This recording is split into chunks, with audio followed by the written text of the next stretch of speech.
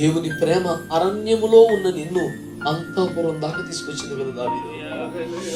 నీ ఆశ నువ్వు కూల్చింది.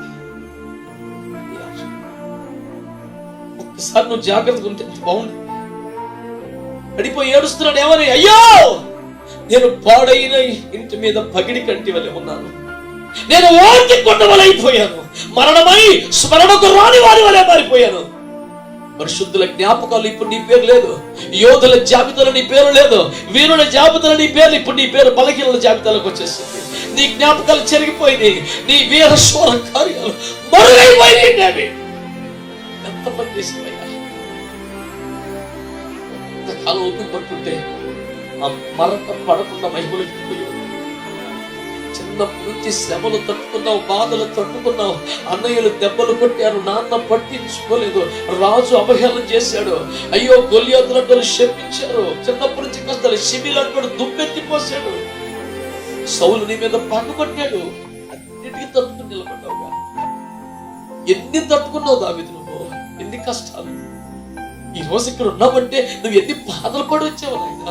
ఇలాంటి నీవు ఒక్క నిమిషం వాడు ఎవడో దారైపోయేవాడు. నేను చెప్తున్నాను, కోరిక ఆశ మనము గౌరవించవలసిన వ్యక్తులు కారు వాళ్ళు. మనం కూర్చోబెట్టి మర్యాద చేయవలసిన విషయములు కాదు. శరీరమా నీవు అడిగిందల్లా నీకు ఇచ్చుటకు నేను నీకు రుణస్థుడను కాదని పౌలు గారు 8:13 రోమాపత్రికలో చెప్పలేదా? శరీరానుసారముగా ప్రవర్తించక మనం శరీరకు రుణస్థులము 50, 100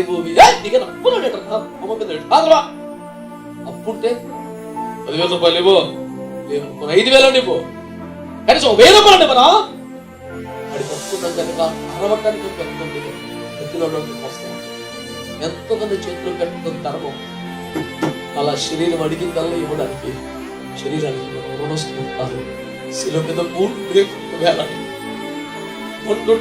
మరణం శరీరంలో చివరి రక్త పొట్టు వరకు వచ్చి ప్రాణం పెట్టి నిన్ను కొనుక్కునేసి నీ బాకీ తీర్చేసి, శరీరమా నువ్వు అడిగిందల్లా నీకు ఇవ్వడానికి నేను బాకీ, నేను నా యేసయ్య నీ బాకీ తీర్చేసి నువ్వు మాట్లాడుకో అనికి పరుడు అని శరీరాన్ని నల్లగా కొట్టగా, శరీరాన్ని లోపరుచుకోగలగాలి.